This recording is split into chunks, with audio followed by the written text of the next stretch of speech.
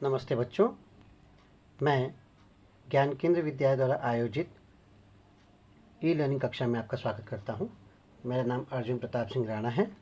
ये वीडियो 10वीं कक्षा हिंदी लोक भारती के लिए है। पाठ का नाम लक्ष्मी, जिसके रचनाकार गुरबचन सिंह जी हैं।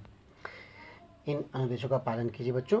अपना ईयरफोन हेडफोन का उपयोग करें ताकि अच्छे से सुन सकें, सीख सकें। नोटबुक पेंसिल पास में रखें और जहाँ भी आपको ज़रूरत हो वीडियो को पॉज कर सकते हैं। बच्चों, इसके पहले अब तक हमने कहानी में क्या देखा? कहानी लक्ष्मी। लक्ष्मी जी की कहानी, लक्ष्मी एक गाय है और ज्ञान सिंह जो है, ज्ञान सिंह उस गाय को पालता है। लेकिन जब वो नौकरी से सेवानिवृत्त हो जाता है तो वो अपने दोस्त करामत अली को गाय को सौंप जाता है।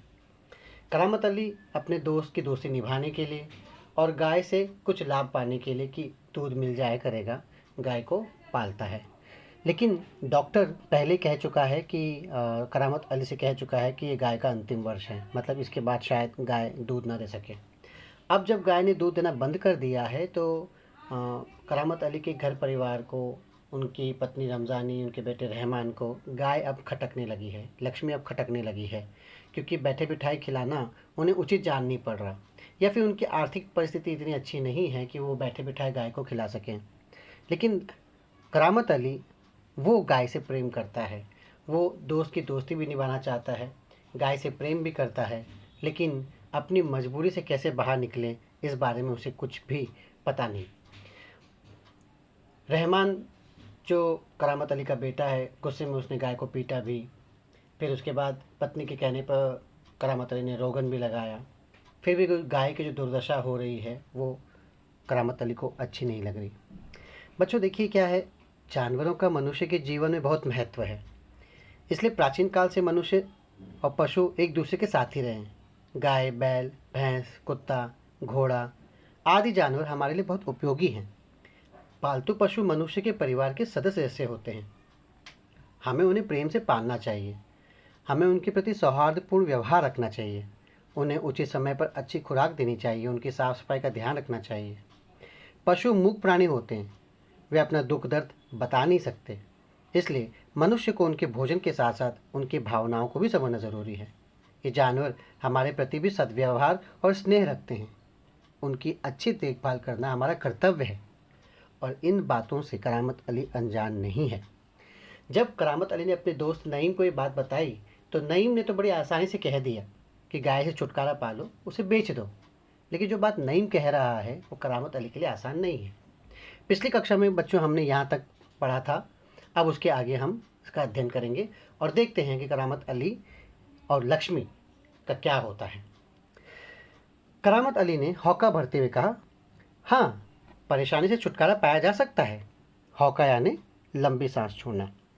ये संदर्भ इस बात पे है कि जब नईम ने कहा कि इससे छुटकारा पाना आसान है, तब करामत अली ने हौका भरते हुए यानी लंबी सांस भरते हुए कहा, हाँ, परेशानी से छुटकारा पाया जा सकता है। बहुत आसान तरीका है, लक्ष्मी को बेच दिया जाए।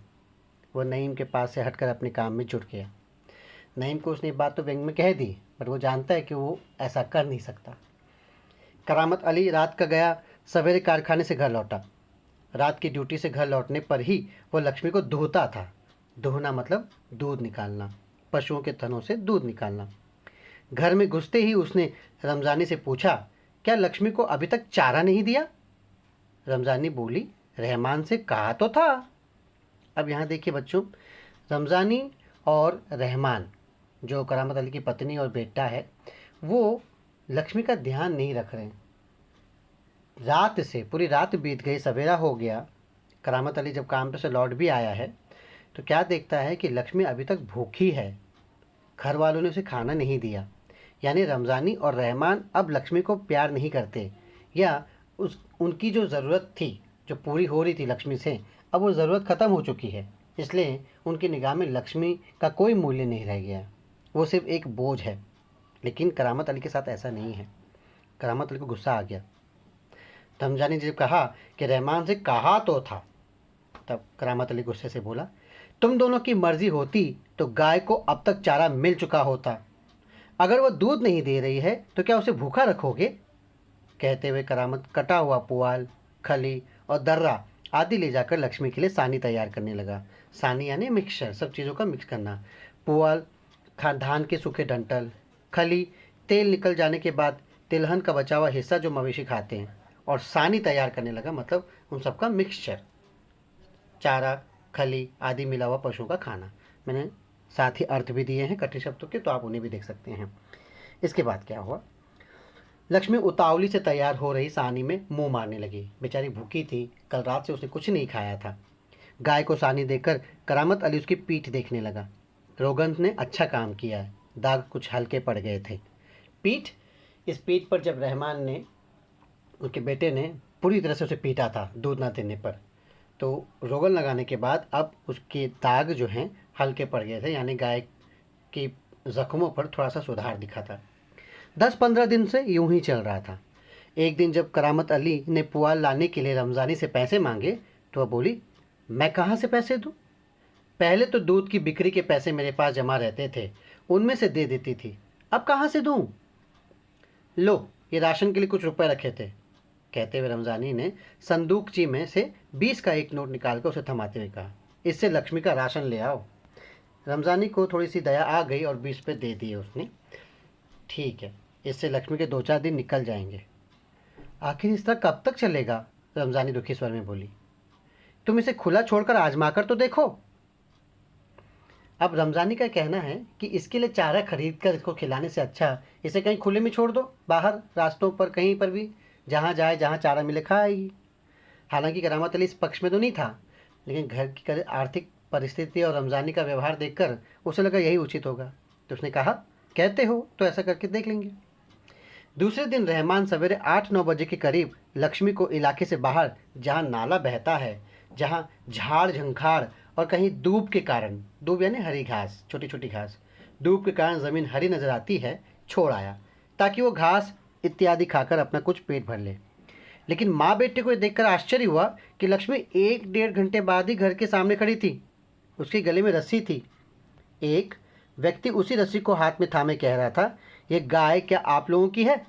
रमज़ानी ने कहा, हाँ, यह हमारी गाय का सब चारा खा गई है, इसे आप लोग बांध कर रखें, नहीं तो कांजी हाउस में पहुंचा देंगे। कांजी हाउस यानी सरकार द्वारा संचालित एक पशुगृह, जहां आवारा पशुओं को बांध कर रखा जाता है या पाला जाता है, इस तरह से। अब ये व्यक्ति जो गाय को पकड़ के लेकर आया है, ये शिकायत कर रहा है कि तुम्हारी गाय ने हमारी गाय का चारा खा लिया, क्योंकि लक्ष्मी जो है वो आवारा घूम रही थी, इसे भोजन कहीं मिला नहीं आसानी से, तो इसने दूसरी गाय, जो जिस व्यक्ति की गाय थी, उसका चारा खा लिया था। तो गुस्से में ले आया था, बोला अगर इसको संभालोगे नहीं तो कांजी हाउस पहुँचा देंगे। रमज़ानी खड़ी चुपचाप आगंतुक की बातें सुनती रही। आगंतुक यानी आने वाला व्यक्ति, जो व्यक्ति आया था। दोपहर बाद जब करामत अली ड्यूटी से लौटा और नहा धोकर कुछ नाश्ते के लिए बैठा, तो रमज़ानी उससे बोली, मेरी बात मानो, इसे बेच दो। फिर बेचने की बात करती हो? कौन खरीदेगा इस बुढ़िया को? रहमान कुछ कह तो रहा था, उसे कुछ लोग खरीद लेंगे, उसने किसी से कहा भी है शाम को तुमसे मिलने भी आएगा। करामत अली सुनकर खामोश रह गया। अब देखिए करामत अली क्या कह रहा है कि कौन खरीदेगा इस बूढ़ी गाय को, कौन खरीदेगा इस बूढ़ी गाय को? क्यों? क्योंकि ये दूध तो देती नहीं, तो ये किस काम की? अगर ये हम पर बोझ है तो जो खरीदेगा उस पर भी तो बोझ होगा। यानी खरीदने वाला इसे दूध के लिए नहीं खरीदना चाहता, खरीदने वाला इसे मारकर इसको बेचना चाहता है, इसके अंगों को बेचना चाहता है। ये बात करामत अली समझ रहा है। करामत अली चुपचाप सुनकर खामोश रह गया। उसे लग रहा था सब कुछ उसकी मर्जी के खिलाफ जा रहा है, इच्छा के विरुद्ध जा रहा है, शायद जिस पर उसका कोई वश नहीं था। करामत अली अनुभव करते हुए कि लक्ष्मी की चिंता किसी को नहीं, खामोश रहा। उसे दुख हो रहा था कि घर में अब कोई भी लक्ष्मी को नहीं चाहता। उठा और घर में जो सूखा चारा पड़ा था उसे उसके सामने डाल दिया। लक्ष्मी ने चारे को सूंघा और फिर उसकी तरफ निराशापूर्ण आंखों से देखने लगी। सूखा चारा था, अभी कोई खाना था? जैसे कहना चाहती हो, मालिक ये क्या, आज क्या मेरे फांकने को ये सूखा चारा ही है? फांकना मतलब खाना, चबाना। दर्रा खली कुछ नहीं। करामत अली उसके पास से उठकर मुंह हाथ धोने के लिए गली के नुक्कड़ पर नल की ओर चला गया। 7-8 बजे के करीब रहमान एक व्यक्ति को अपने साथ लाया। करामत अली उसे पहचानता था। इसके पहले कि उससे कुछ औपचारिक बातें हों, करामत अली ने पूछा, क्या तुम गाय खरीदने आए हो? उसने जवाब में कहा, हाँ। बूढ़ी गाय है, दूध ऊध नहीं देती। तो क्या हुआ? तुम इसे लेकर क्या करोगे? मैं कहीं बेच दूंगा। ये तुम्हारा पुराना धंधा है, मैं जानता हूँ। मुझे तुम्हें गाय नहीं बेचनी। करामत मियाँ ने उसे कोरा जवाब दे दिया, क्योंकि करामत अली जानता था कि ये व्यक्ति गाय का धंधा करता है। गाय को बेचना, गाय की बिक्री से कमाई करना, ये इसका पेशा है। गाय इसके साथ नहीं जाएगी। उसने तुरंत मना कर दिया, क्योंकि वो गाय को मरते नहीं देख सकता था। रमज़ानी करामत के चेहरे के भाव भापती हुई बोली, क्या यह भी कोई तरीका है? आने वाले को खड़े खड़े धुतकार कर भगा दो। धुतकारना मतलब धिक्कारना, तिरस्कार करना, अपमान करना। तुम जानती हो वह कौन है? करामत अली ने कटु स्वर में कहा। वो लक्ष्मी को ले जाकर वहाँ बेच आएगा, जहाँ यह टुकड़े टुकड़े होकर बिक जाएगी। मेरे दोस्त ज्ञान सिंह को उसका पता चल गया तो मेरे बारे में क्या सोचेगा? देखिए बच्चों, आप सब जानते हैं कि हमारे हिंदू रीति रिवाज में या हिंदू धर्म में गाय को माँ के समान माना जाता है, या गाय की पूजा की जाती है। गाय को पालना सिर्फ दूध के लिए नहीं होता, गाय को सम्मान भी दिया जाता है, पूजा भी की जाती है। और ये बात करामत अली अच्छी तरह से जानता है। वो ज्ञानचंद का दोस्त है, और वो नहीं चाहता कि उसके दोस्त को अगर ये बात पता चली तो क्या सोचेगा। जिस पर उसने भरोसा किया, जिस दोस्त को उसने अपना माना, जिस दोस्त को अपना मान कर अपनी गाय उसे सौंप दी, उसके दोस्त ने उसकी गाय के साथ ये हाल किया। करामत अली ऐसा कर ही नहीं सकता था, इसलिए उसने तुरंत मना कर दिया। मेरे दोस्त ज्ञान सिंह को उसका पता चल गया तो मेरे बारे में क्या सोचेगा? खैर, उस दिन करामत अली बिना कुछ खाए पिए रात को बिना बिस्तर की चारपाई पर पड़ा रहा। नींद उसकी आंखों से दूर थी। रात काफ़ी निकल चुकी थी। सुबह देर तक वो लेटा ही रह गया। कुछ देर बाद करामत अली ने चारपाई छोड़ी, मुंह हाथ धो घर से बाहर निकल पड़ा। लक्ष्मी के गले से बंधी हुई रस्सी खूंटी से खोली और उसे गली से बाहर ले जाने लगा। रमज़ानी जो दरवाजे पर खड़ी सब देख रही थी, बोली, इसे कहाँ ले चले? करामत अली ने कहा, जहाँ इसकी किस्मत में लिखा है। वो लक्ष्मी को सड़क पर ले आया। लक्ष्मी बिना किसी रुकावट या हुज्जत के उसके पीछे पीछे चली जा रही थी। हुज्जत यानी झगड़ा, विरोध। वह उसकी रस्सी पकड़े सड़क पर आगे की ओर चलता गया। चलते चलते कुछ क्षण रुककर वह बोला, लक्ष्मी चल। अरे, गौशाला यहाँ से 2 किलोमीटर दूर है। तुझे गौशाला में भर्ती करा दूंगा। वहाँ इत्मीनान से रहना। वहाँ तो हमारे घर की तुलना में मज़े से रहेगी। भले ही मैं वहाँ ना रहूँ, पर जो लोग भी होंगे मेरे ख्याल में तुम्हारे लिए अच्छे होंगे। मैं कभी कभी तुम्हें देखने आया करूँगा, तब तुम मुझे पहचानेगी भी या नहीं, खुदा जाने। कहते हुए करामत अली का गला भर आया, उसकी आंखों में आंसू उतर आए। बच्चों, कहने का मतलब ये है कि अब करामत अली सच्चाई जान चुका है। वो समझ चुका है कि उसके अलावा घर में उसको अब कोई नहीं चाहता, और इस घर में रहना उसके लिए मुश्किल है। हो सकता है कभी करामत अली दफ्तर गया हो, कारखाना गया हो, और उनके घर वाले पीठ पीछे गाय को किसी को बेच दें। वो ये कभी नहीं चाहता। तो अब उसने अंतिम निर्णय ले लिया कि वो गाय को गौशाला में छोड़ाएगा। गौशाला जहाँ पे गायों को पाला जाता है। सामाजिक संस्था या सरकार जो है अपनी तरफ से उन गायों को पालती है, आवारा गायों का ध्यान रखती है, और उनका उनका खान पान का, उनके जीवन का ध्यान रखती है। तो वो वहाँ छोड़ने जा रहा है। वो गाय को छोड़ना नहीं चाहता था, क्योंकि गाय उसके लिए परिवार का सदस्य जैसी थी। लेकिन आज दिल पर पत्थर रख कर उसने फैसला ले लिया कि अब उसे उसे छोड़ना ही होगा। कहते हुए करामत अली का गला भर आया, उसकी आंखों में आंसू उतर आए, और रोने लगा।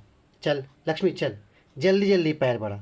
और वह खुद किसी थके मांदे बूढ़े बैल की तरह भारी कदमों से आगे बढ़ने लगा। बैल बैल जो अपनी गाय को छोड़ने के लिए ले जा रहा है, हमेशा के लिए। उसे पता है कि अब गाय को देख नहीं पाएगा, अब लक्ष्मी का प्यार नहीं पा पाएगा, लक्ष्मी की आंखों से उसकी भावनाओं को नहीं देख पाएगा, उसके साथ जो वक्त बिताया तो वो वक्त नहीं बिता पाएगा, जो भावना उसकी जुड़ी थी।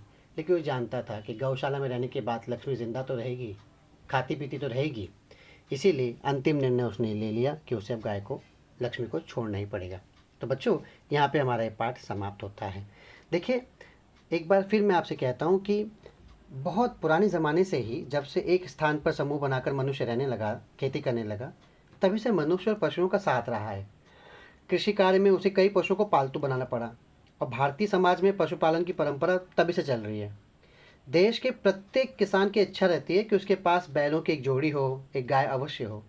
ये जानवर उसके लिए मात्र खेती में काम करने वाले, या दूध देने वाले, या सवारी या रखवाली के लिए काम आने वाले नहीं होते, बल्कि किसान परिवार का ये अभिन्न अंग होते हैं। घर के सभी सदस्यों को उनसे बहुत प्रेम होता है। ये इन पशुओं को अपने बच्चों के समान उनके खान पान और सुख सुविधा का ध्यान रखते हैं।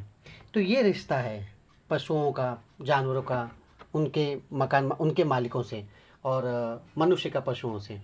तो ये पाठ हमें ये शिक्षा देती है बच्चों, जैसे कि मैंने पहले ही बताया था, ये शिक्षा कि हमें जानवरों के साथ सौहार्दपूर्ण व्यवहार रखना चाहिए। हमें हमेशा उनके प्रति दया भावना रखनी चाहिए। ऐसा नहीं होना चाहिए कि अनुपयोगी हो जाने के बाद हम पालतू प्राणियों की देखभाल करना छोड़ दें। जब तक उन्होंने हमें अपना प्यार दिया, अपना लाभ दिया, तब तक हमने लाभ लिया, और जब उनका इस्तेमाल करना, उनका उपयोग होना बंद हो गया तो हमने उन्हें छोड़ दिया। ये अच्छी बात नहीं है। हमारे अंदर संवेदना होनी चाहिए, और कहानीकार गुरबचन सिंह ने इसी बात पर बल दिया है। और साथ साथ मित्र को दिए गए वचन के पालन के लिए भी जो संदेश है, जो जिस तरह से करामत अली ने अपने दोस्त को जो वचन दिया था कि वो गाय का ख्याल रखेगा, तो वो वचन उसने निभाया। तो इस तरह से ये पाठ यहाँ समाप्त होता है बच्चों। ये कहानी बहुत ही अच्छी थी। अगली कक्षा में हम इससे संबंधित प्रश्नोत्तरी करेंगे और उस पर चर्चा करेंगे। तब तक के लिए धन्यवाद।